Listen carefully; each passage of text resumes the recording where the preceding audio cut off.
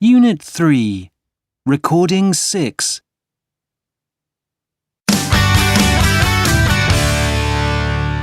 Hello there, my name's Elaine Sweeney and I'm here to explain some of the things you'll need to be aware of while you're studying in the UK.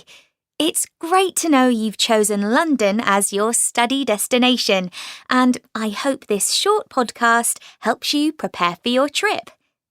So, firstly, entering the country.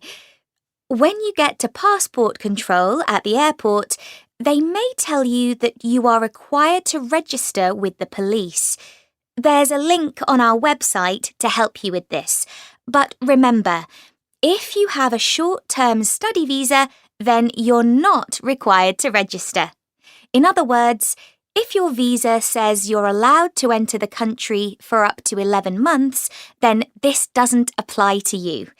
I'm afraid we're not allowed to give advice on visa issues directly, so if you have any problems, the best thing to do is to contact the government department that controls who's allowed into the country, the Home Office. While you're here, we hope you have a great time and don't have any problems. But if you do have a serious accident or illness, the number to call is 999. Say that you need an ambulance. You won't need to pay anything or have health insurance if you pay the health charge as part of your visa. So when you apply for your visa, ask if you can pay extra to make sure you're covered while you're here. If it's not an emergency, it's best to go to one of the many walk-in centres. These are places where you can see a doctor without an appointment. You may be required to show your passport for non-urgent treatment. Next, we come to public transport. Unlike in many other places, you don't have to pay by cash or buy a ticket if you're taking tubes or buses in London. You can use a contactless credit card. Just push it down on the machine as you enter the station or the bus. What else? Well, one thing you might find strange when you're here is that most people tend to avoid conversation with strangers on the bus or train.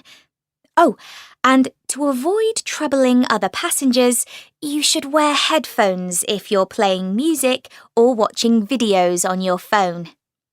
Now, out on the street, when you're at a pedestrian crossing, you're not supposed to cross until you see the green man, although many people do.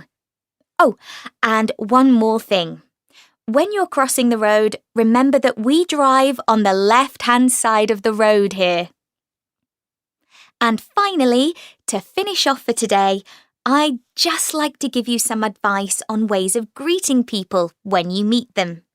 This varies a lot in the UK, as it does in many countries, I suppose. In formal meetings, and when meeting someone for the first time, it's usual to shake hands. When people know each other well, they may kiss each other on the cheek. If they're very good friends, they may also give each other a hug, or not. If you're not sure what to do, it's best to wait and see what the other person is going to do first. Right, that's all from me for now. Hope you found it helpful, and goodbye.